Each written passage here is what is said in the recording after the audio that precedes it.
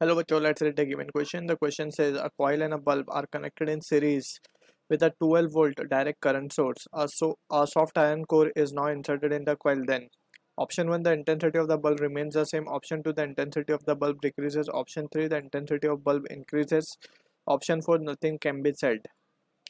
So, to understand the question, we need to understand about the concept. As a key concept, we need to understand about the phenomena of self-induction. So अगर हम बात करें, let's say we have a inductor जो basically एक coil है, right.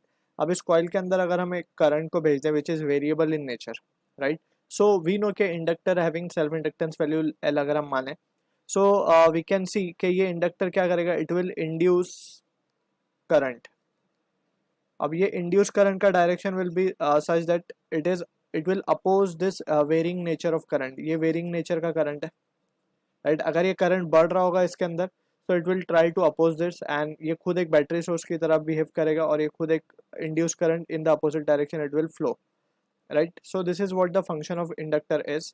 अगर ये current dying nature का होगा, means it is reducing, so it will try to assist that dying current, और ये खुद इस तरीके से सर्किट में करंट फ्लो करना लगेगा जैसे कि it is flowing in the same direction, right.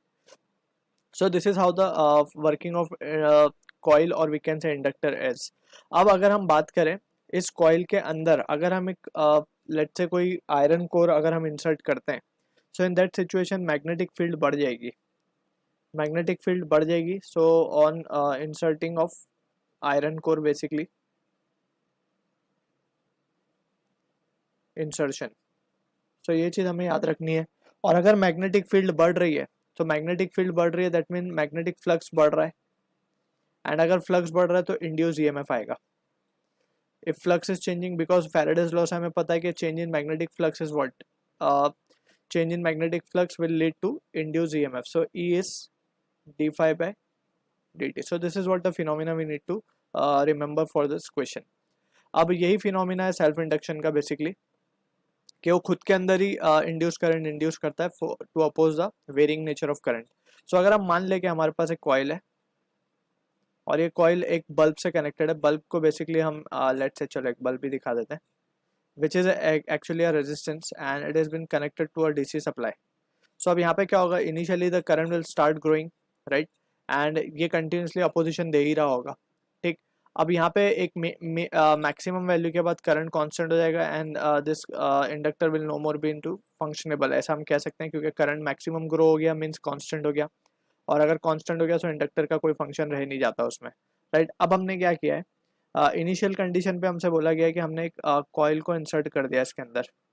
जैसे हमने इसके अंदर एक कॉइल इंसर्ट किया, सो इसमें मैग्नेटिक फील्ड क्या होगी, बढ़ेगी, और अगर मैग्नेटिक फील्ड बढ़ रही है तो फ्लक्स चेंज हो रहा है, magnetic field increase lead to flux change, and flux change lead to induce EMF, E induced, right. और अगर इंड्यूस ईएमएफ आएगा तो current will start flowing, current increase होगा बेसिकली।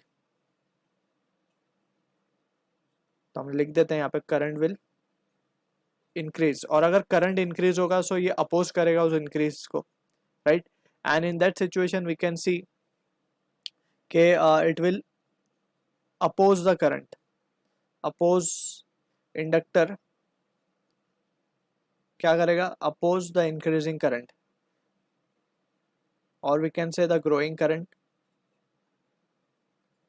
तो जब ये करंट को अपोज करेगा तो इन दैट सिचुएशन जो ओवरऑल करंट होगा in the circuit will reduce. So जो करंट इस बल्ब में जा रहा होगा that will also reduce. So we can से therefore current through bulb will decrease, and in that situation intensity will also decrease. This will imply that intensity will reduce basically. तो from this discussion we can say जो हमारा correct option होगा, option will be 2, the intensity of the bulb will decrease. So this is the answer to the question. I hope you understood the solution. All the best.